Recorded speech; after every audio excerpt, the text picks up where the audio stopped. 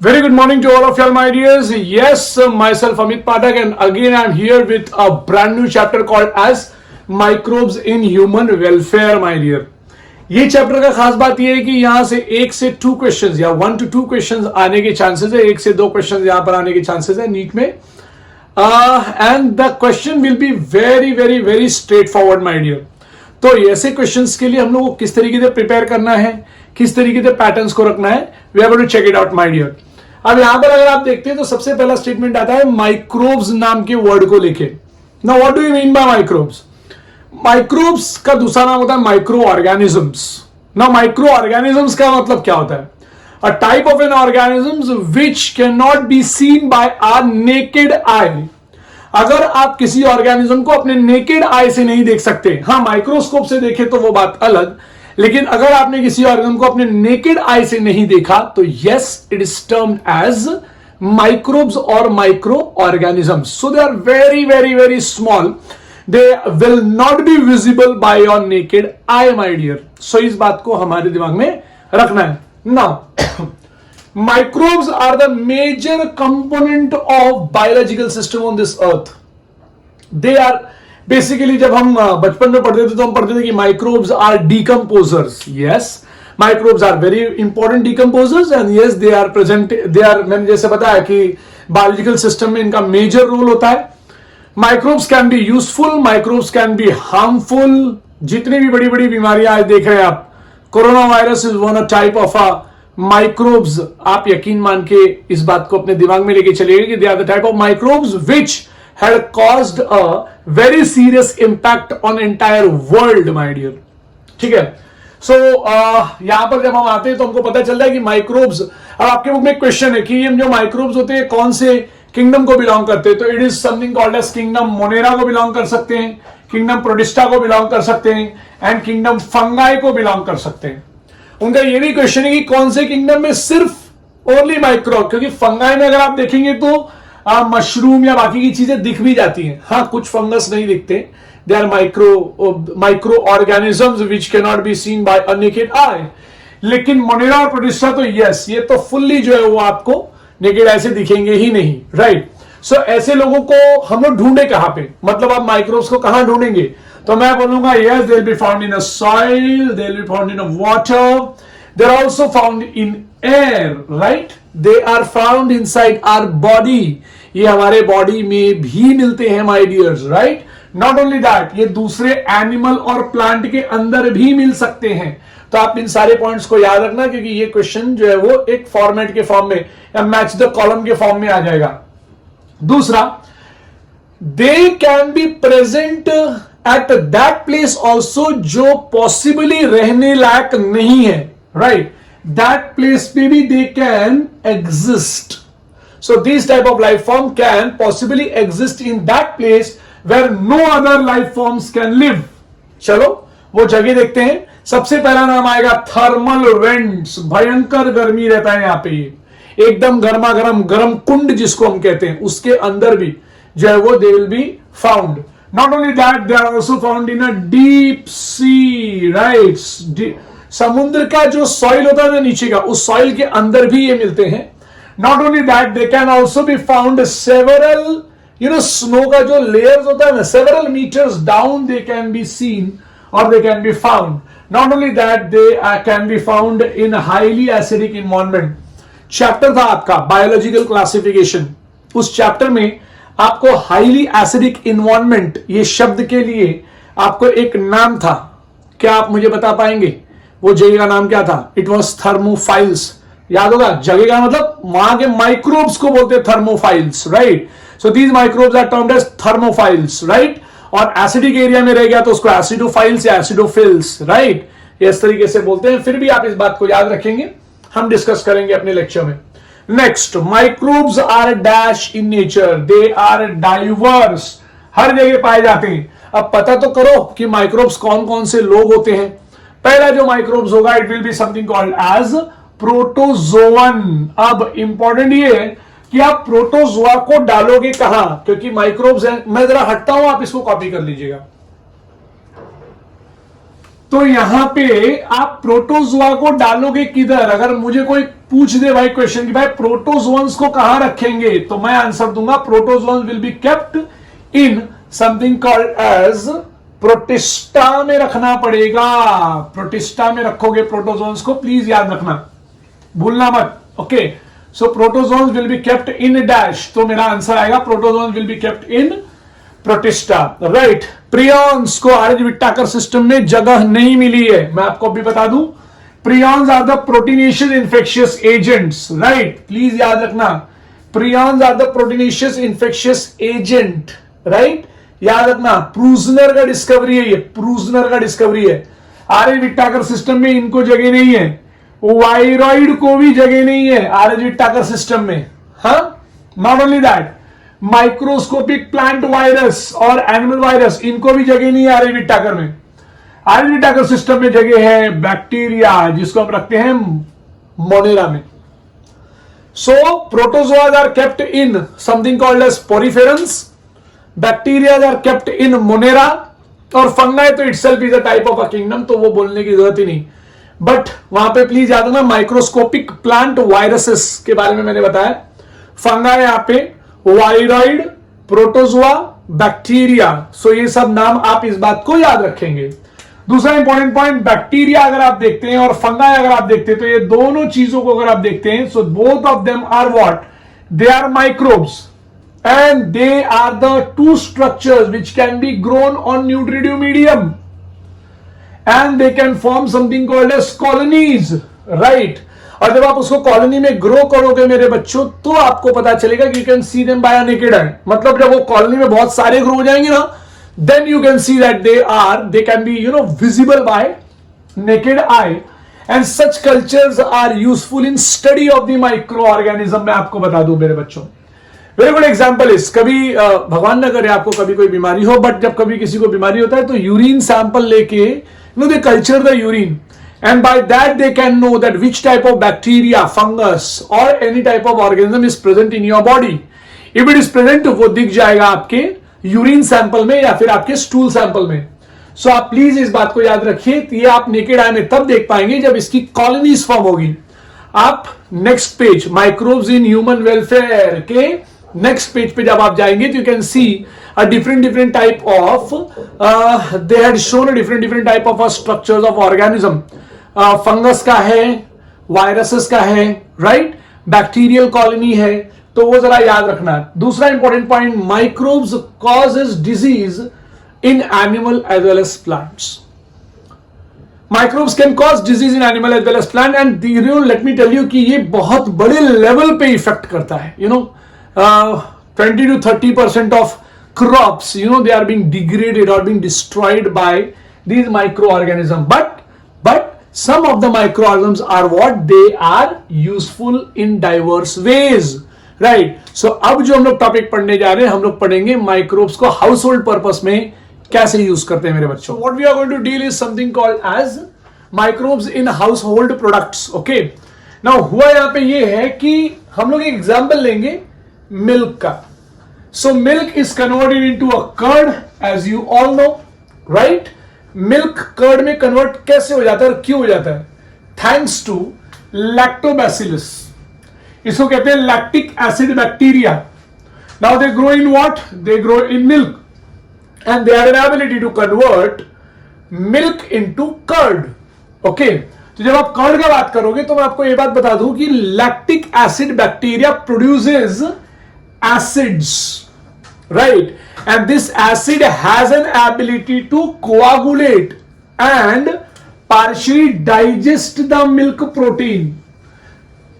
Lecture में मैं आपसे पूछूंगा कि ये मिल्क प्रोटीन का नाम क्या है, ये आपको बताना है मुझे। ओके, सो प्लीज इस बात का याद रखना ना।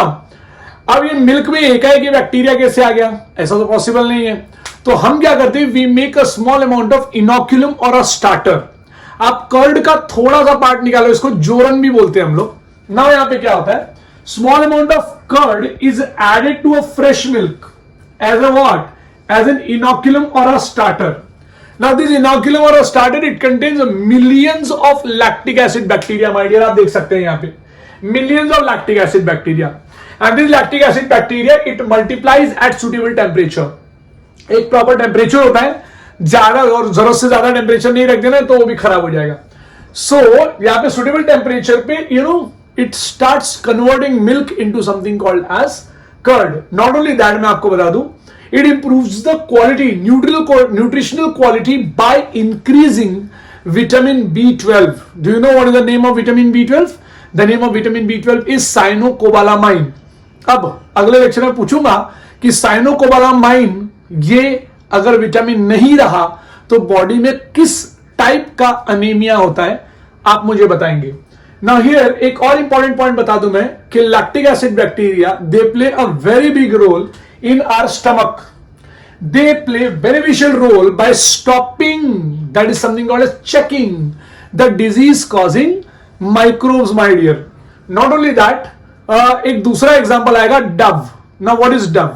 मैदे का आटा का जो है वो बना देते हैं और उससे फिर we can make pav, right? Pav पता होगा, नरम पाव, कड़क pav, right? So that pav or that bread, how it is made?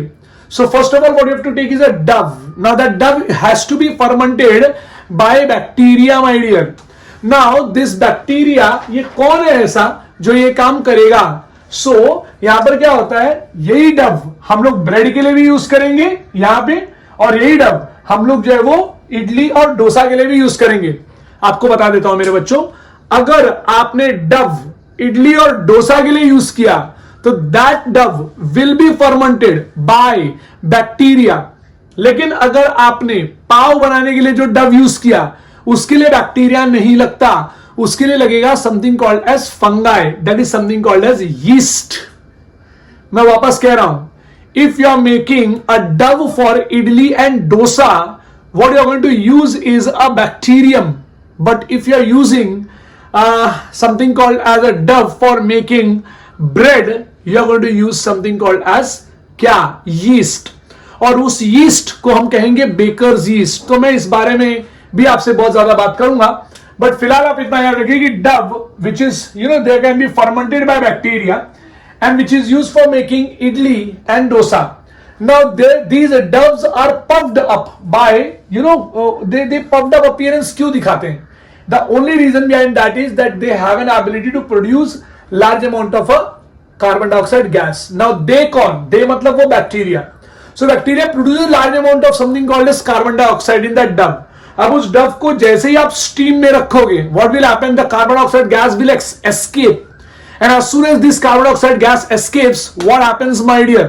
वो पूरा का पूरा पफी हो जाता है, इडली जो है वो पफी हो जाता है।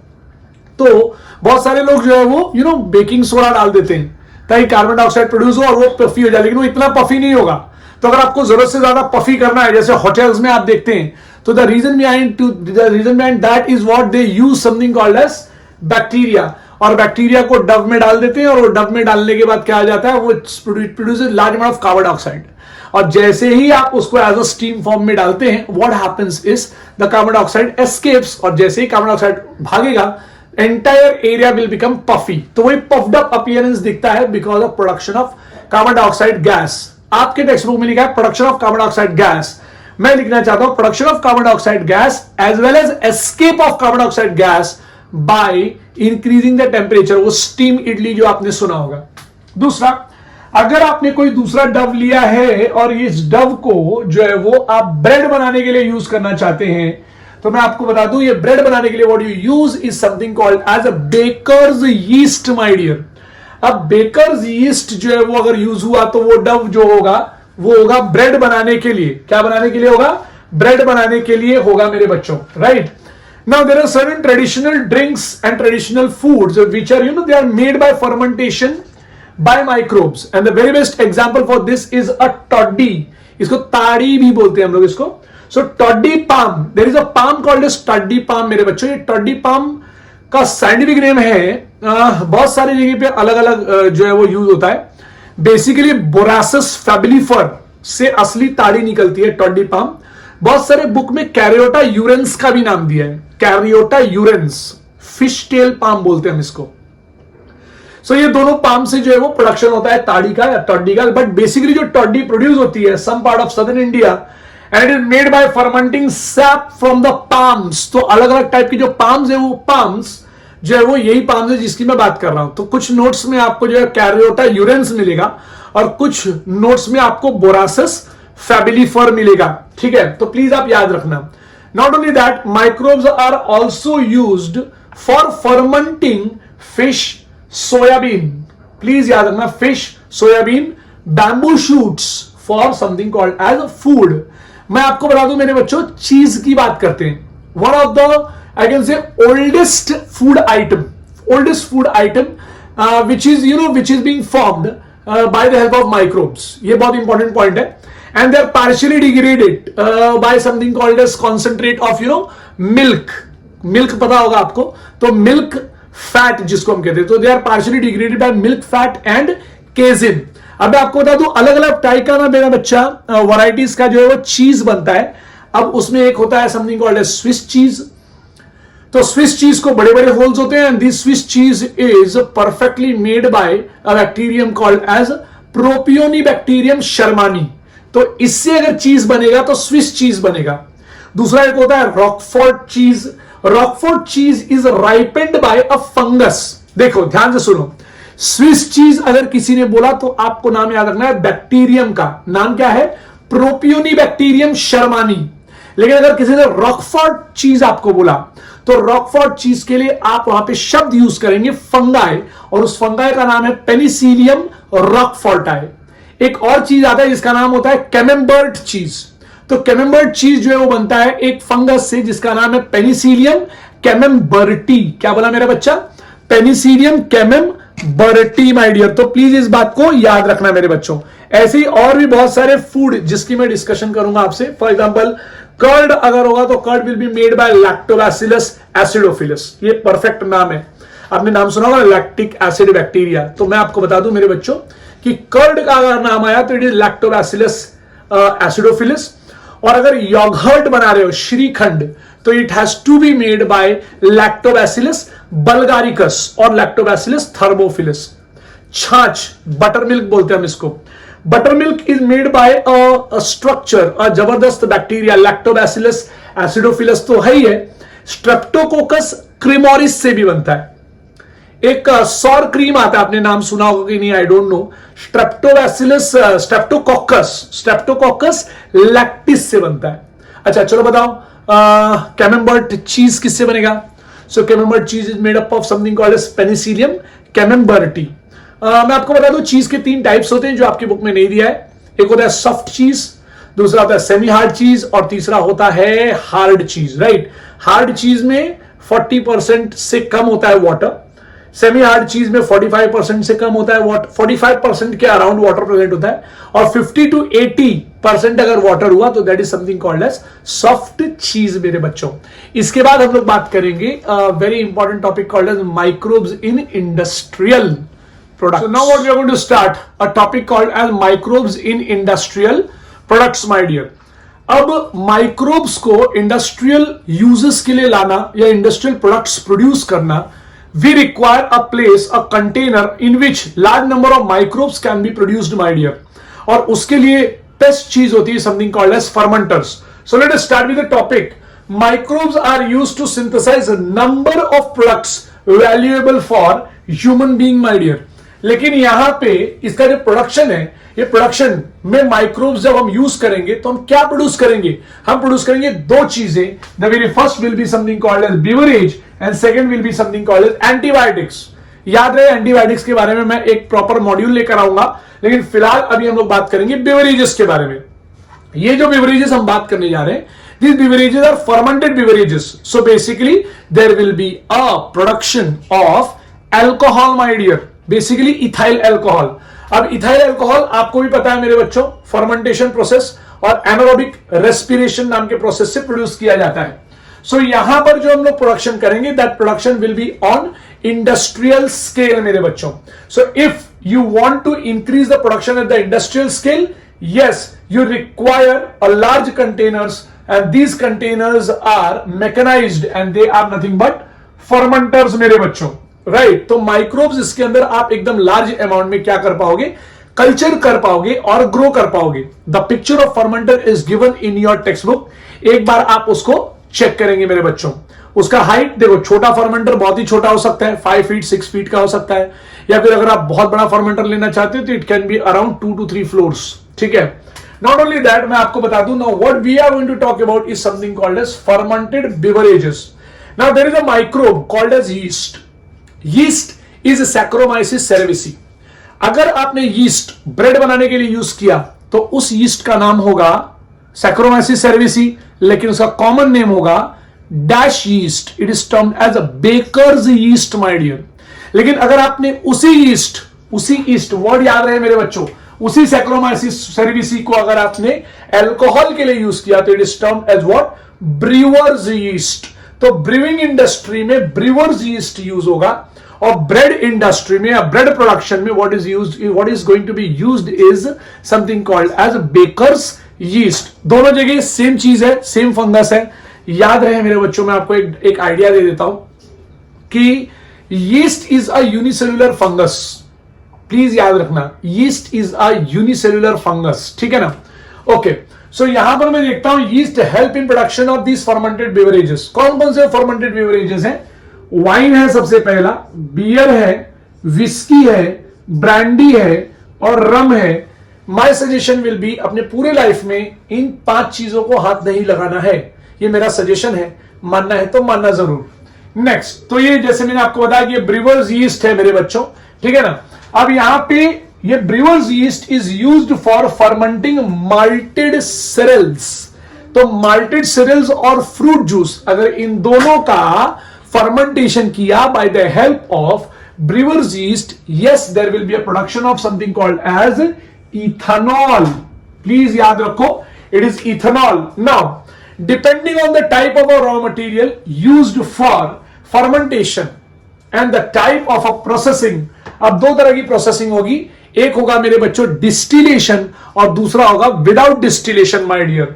तो डिस्टिलेशन के थ्रू अगर जाओगे तो आपको पता चलेगा कि आप विस्की जो अल्कोहलिक बेवरेज होता है, it is produced bye distillation process, brandy is produced bye distillation process, and rum is also produced by distillation process. So the amount of alcohol or concentration of alcohol is very high in all these 3 things. Please याद रहे, and they are produced by distillation of the fermented broth। माने वो जो झाग, जो broth और froth जो produce होगा, झाग तो ऊपर प्रोड्यूस होता है, नीचे पूरा मैशिंग और मेल्टिंग कर दी जाती है, उस चीज से ये प्रोडक्शन जो है वो होता है। That crushed part, mixed water, large number of cereals पड़ा रहेगा, तो yes that structure is termed as a broth। और जब उसको फर्मेंटर में चलाते हैं तो ऊपर जो झाग आएगा, it is something called as froth. तो ब्रॉथ और फ्रॉथ में डिफरेंस याद रखना, मिक्स मत कर देना। नाउ विदाउट डिस्टिलेशन अगर आपने किया तो yes there will be something called as wine and beer. तो अब मैं इसको बियर भी बोलता हूं, बहुत सारे लोग बेयर बोलते हैं, बट इट इज बियर। तो वाइन और बियर, ये पॉइंट आपको याद रखना है मेरे बच्चों। Now we are going to start with the topic called as antibiotics. So now what we are going to start is something called as antibiotics my dear. सबसे पहले बात बताना चाहूंगा कि एंटीबायोटिक्स और एंटीबॉडीज में बहुत डिफरेंस है। सो प्लीज ये दोनों चीजों को मिक्स मत करना मेरे बच्चों। So now will be starting with something called as antibiotics. सबसे पहला पॉइंट कि एंटीबायोटिक्स का मतलब क्या होता है। सो ग्रीक वर्ड में एंटी का मतलब होता है अगेंस्ट लाइफ। अब ये against life is not with reference to a human being, it is in context with disease causing microbes my dear. तो जो डिजीज कॉजिंग माइक्रोब्स है ना मेरे बच्चों, उनके अगेंस्ट में ये केमिकल यूज किए जाने वाला है। नाउ हियर ये एंटीबायोटिक्स का तो मतलब समझ में आ गया। अब अगर मैं with reference to human being पकड़ूं तो इट इज प्रो लाइफ मेरे बच्चों, इससे जान बच जाएगी। ये अगेंस्ट नहीं है, इससे जान बच जाएगी। सो यहां पे it is not against but it is a pro life my dear. Not only that, मैं आपको ये भी बता दूं मेरे बच्चों कि एंटीबायोटिक वाज मेरे बच्चों, एंटीबायोटिक प्रोडक्शन वाज क्या, it's a most significant discovery of the dash. It's a most significant discovery of a world that is in a 20th century मेरे बच्चों। Not only that, it is, it had greatly contributed towards the welfare of a human society. अब आप बोलोगे sir ऐसे कैसे human society में जो है वो ग्रेटली कंट्रीब्यूट करेगा मेरे बच्चों। तो मैं आपको बता दूं मेरे बच्चों की जब वर्ल्ड वॉर 2 हुआ 1945 में, तो दिस एंटीबायोटिक जो पहली बार जो डिस्कवर हुआ था, that was something called as penicillin, was used intensively for the American soldiers मेरे बच्चों। तो अमेरिकन सोल्जर्स लोगों के जो वुंड्स थे, ये वुंड्स उस समय इस पेनिसिलिन से क्लियर और क्योर किए गए थे। So it was one of the best discovery in 20th century. Point number 1. Point number 2, उस एक पैटर्न को देख के हमने बहुत सारे एंटीबायोटिक्स प्रोड्यूस किए मेरे बच्चों। उस एक पैटर्न को देख के हमने बहुत सारे एंटीबायोटिक्स प्रोड्यूस किए, और उसमें से कुछ एंटीबायोटिक्स जो है वो मैं आपको बताने भी वाला हूं, लेकिन देखते हैं कि क्या है basically. So antibiotics are the type of dash, so they are type of a chemical substance and they are produced by some microbes. सारे माइक्रोब्स ये काम नहीं करते, सब माइक्रोब्स ये काम करते हैं, और वो जो केमिकल प्रोड्यूस होता है मेरे बच्चों, it can kill another disease causing microbes my dear, it can kill another disease causing microbes. तो अब वहां पे लिखा है it can retard the growth of other disease causing microbes. So इसमें सबसे आगे नाम किसका आएगा? Antibiotic penicillin. मैं आपको बता दूं पेनिसिलिन का discovery was a chance discovery. अब चांस डिस्कवरी के लिए एक शब्द यूज होता है, उस शब्द को मैं यूज करने वाला हूं। इस फिनोमिनन, उस वर्ड को हम लोग कहते हैं सेरेंडिपिटी। प्लीज याद रखना वो वर्ड जो मैंने अभी आपके सामने बोला है, इट्स अ चांस डिस्कवरी। जब मैं कहूं तो चांस डिस्कवरी ये शब्द के लिए साइंटिफिक टर्म है सेरेंडिपिटी।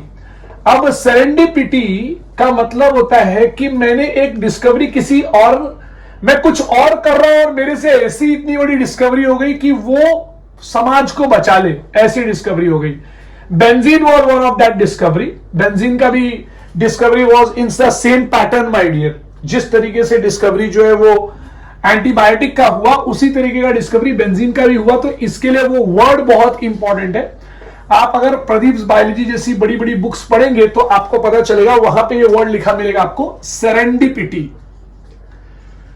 तो सेरेंडिपिटी का मतलब होता है अ discovery by chance, and penicillium was a first antibiotics to be discovered. Now हुआ क्या उस दिन? Alexander Fleming was working on a bacteria called as Staphylococci मेरे बच्चों। So when he was working on Staphylococci, तो क्या हो गया कि गलती से जो वो एक जो प्लेट था, अनवॉश्ड प्लेट था, वो हल्का सा खुला रह गया। अनवॉश का मतलब उसको धोया नहीं, वो हल्का सा खुला रह गया।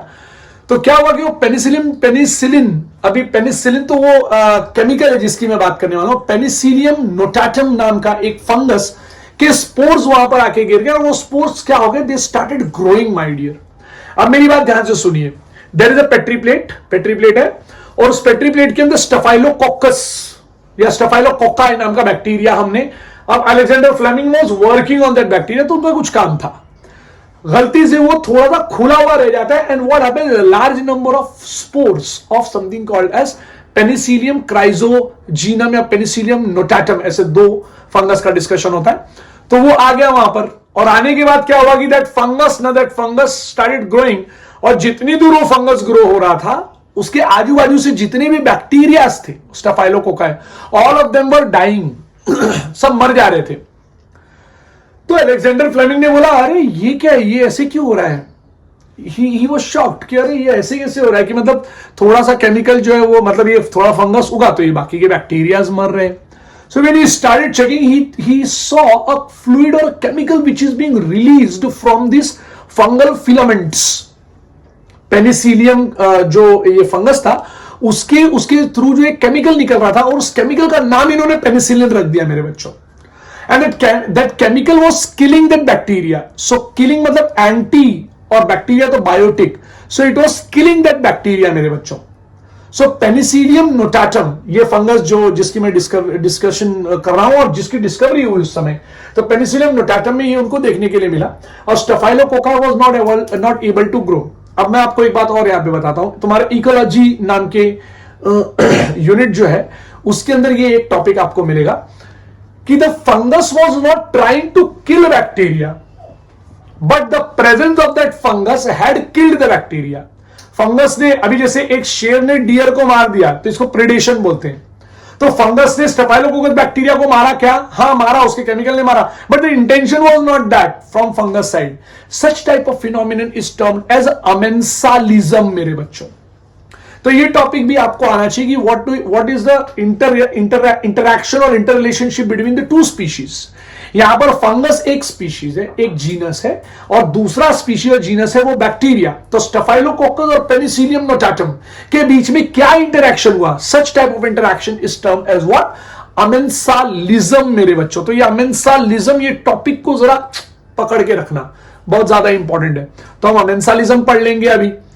अब अमेंसालिज्म का टॉपिक आपके बुक में नहीं दिया, पेज नंबर 182 पे नहीं दिया. पेज नंबर 182 पे दिया है कि there is while working with staphylococci bacteria Alexander Fleming observe that mould माने वो फंगस, पेनिसिलियम नोटाटम की fungus growing in one of his unwashed culture plates थे. तो उसके ऊपर वो ग्रो हो रहा था, around which staphylococci bacteria could not grow, वो ग्रो नहीं हो पा रहा था.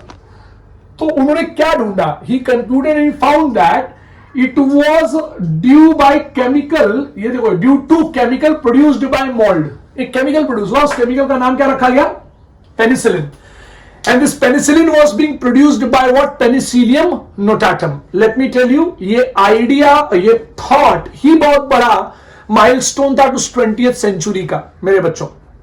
तो जब ये डिस्कवरी हो गई यहां पे, तो full potential was and its effective antibiotic activity और antibiotic potential was being discovered by Ernest Florey and Chain. ये देखो यहां पे अर्नेस्ट, अभी अर्नेस्ट चेन याद रखना, हॉवर्ड फ्लोरे, अर्नेस्ट फ्लोरे वर्ड याद रखना, अर्नेस्ट फ्लोरे एंड एक और साइंटिस्ट जिनका नाम था अलेक्जेंडर फ्लेमिंग. ये ऐसे 3 नाम आता है, Fleming, chain and फ्लोरे.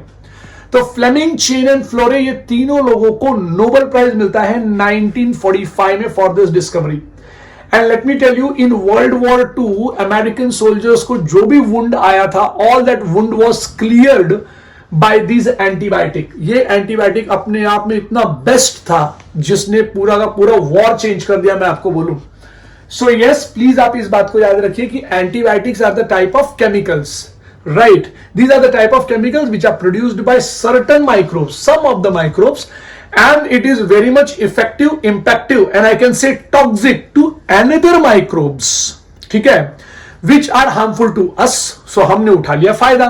So after penicillin, other antibiotics were also purified from other microbes. अब वो कौन कौन से नाम है ये तो मैं आपको बताऊंगा ही, लेकिन antibiotic greatly improved our capacity to treat deadly disease like plague. आपको मालूम नहीं रहेगा मेरे बच्चों, प्लेग जो है वो it's one of the dreadful disease है. येरासिनिया पेस्टिस या पेस्चुरेला पेस्टिस से होता है ये. मुझे आप बताना कौन सा एंटीबायोटिक इसके अगेंस्ट में यूज होता है. दूसरा होगा वूपिंग कफ, जिसको हम कहते हैं काली खांसी मेरे बच्चों. तो वूपिंग कफ याद रखना. दूसरा नाम आएगा डिप्थेरिया, जिसको हम लोग कहते हैं गला घोटू या गल घोटू भी कहते हैं. तीसरा बीमारी का नाम है लेप्रोसी, जिसको हम लोग कहते हैं कुष्ठ रोग, which used to kill millions of people all over the world. Today we cannot imagine a world without antibiotics मेरे बच्चों. इसके बाद का जो टॉपिक मैं आपको बताने वाला हूं ना मेरे बच्चों, इसके बाद का जो टॉपिक मैं आपको बताने वाला हूं वो टॉपिक है chemicals, enzyme and other bioactive molecules. लेकिन उसके पहले मैं आपको कुछ पॉइंट्स लिख कर दिखा दूंगा, आपको कुछ एंटीबायोटिक्स आपको याद होना चाहिए, ठीक है ना. सो ये मैं जरा एंटीबायोटिक का ये पूरा यहां से मिटा दूं और मैं कुछ नाम लिखूंगा आपके सामने एंटीबायोटिक्स का, जिसको आपको पता चल जाना चाहिए, ठीक है. What is serendipity?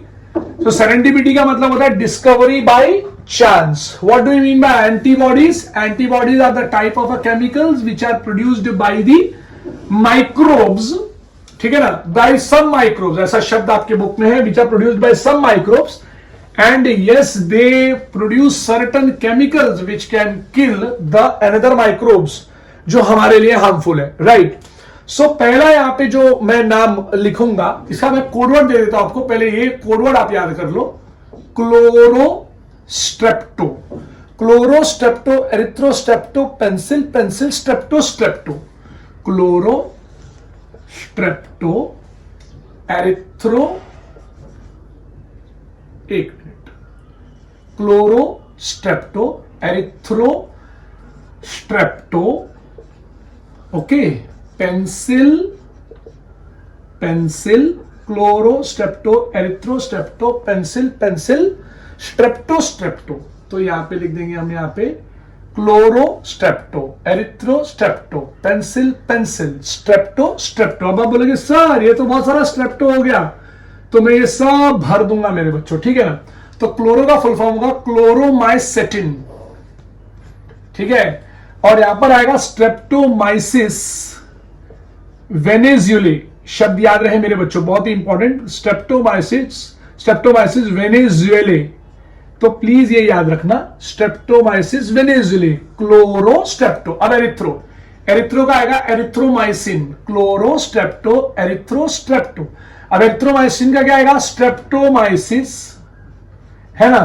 तो ये भी आएगा स्ट्रेप्टोमाइसिस एरिथ्रियस।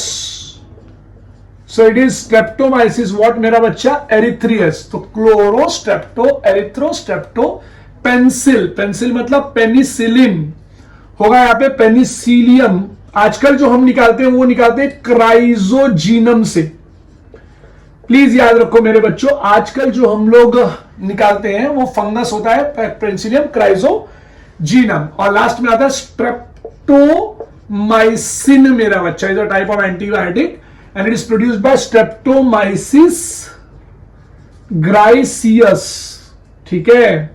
तो ये आपको मैंने 4 नाम दे दिए, बहुत ज्यादा इंपॉर्टेंट है, chloro strepto, erythro strepto, pencil pencil, strepto strepto. तो ये सारी चीजें जो है वो आपके सामने मैंने जो है वो रखी हुई हैं। इसके बाद जो टॉपिक हम स्टार्ट करेंगे दैट इज 10.2.3 मेरे बच्चों, ठीक है। Thank you.